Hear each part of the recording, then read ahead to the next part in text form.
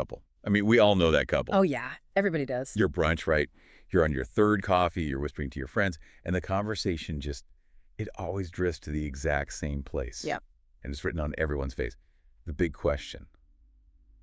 If it's really that bad, why do they stay? It's the universal judgment, isn't it?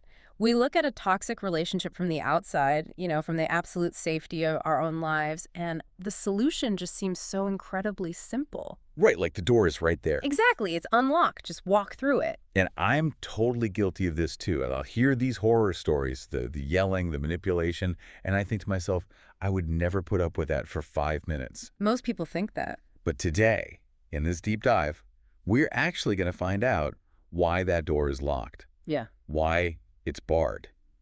And honestly, Why it might not even look like a door to the person standing right in front of it. exactly. That is a great way to put it.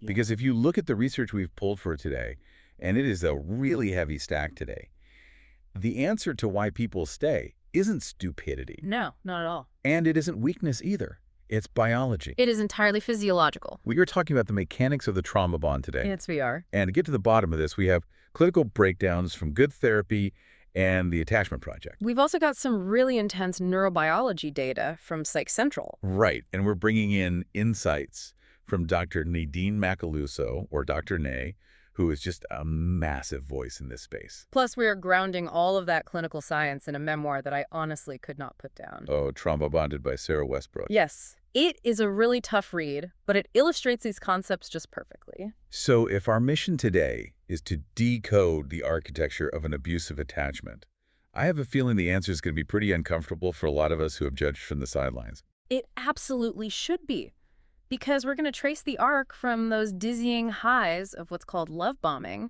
all the way down into actual, literal chemical addiction. And then, importantly, we're going to map out the route to recovery.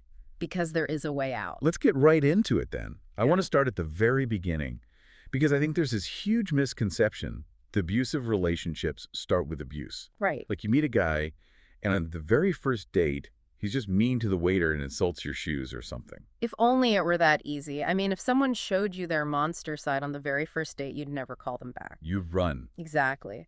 But the research from the Attachment Project outlines 7 distinct stages of a trauma bond. And stage 1 is actually the best feeling in the world. Love bombing. Love bombing. Okay, so love bombing is a term that gets thrown around on social media a lot. Yeah. But what is it actually? Like, is it just buying someone too many flowers? It can look like that on the surface, sure, but it's weaponized. Weaponized affection. Yes.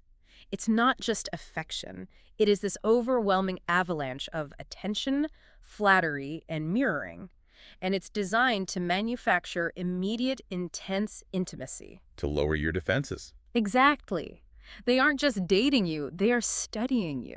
Wow. So when they say something like, oh, I've never met anyone like you, or we're total soulmates and it's only been like 2 weeks? That is the ultimate red flag. It creates this very intense we against the world dynamic. And we see this in Sarah Westbrook's memoir, right? We do. She talks about this connection she formed with her partner, Michael. And it wasn't just that he liked her.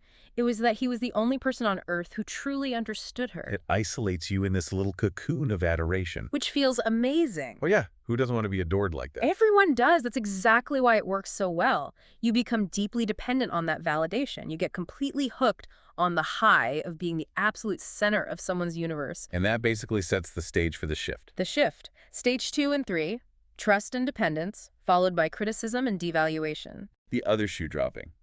Yes, but it drops very slowly. It's not a sudden 180. It's this incredibly slow erosion of your self-esteem. How does that happen?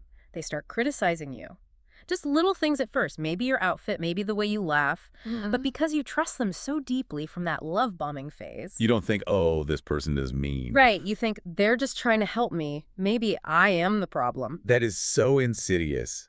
Because you're basically just chasing the feeling you had back in stage 1. You're trying to fix yourself to get back to being that perfect person they adored. Precisely. And this is where Reclaim Therapy introduces a concept that I think just explains so much of this confusion. Breadcrumbing. Breadcrumbing. I love that visual, like Hansel and Gretel leaving a trail. In a way, yeah. But it's really about starvation. Starvation. Think about it. If you starve someone, they will do absolutely anything for a tiny crust of bread. In an abusive cycle, the abuser withdraws their affection. They make the victim starve emotionally.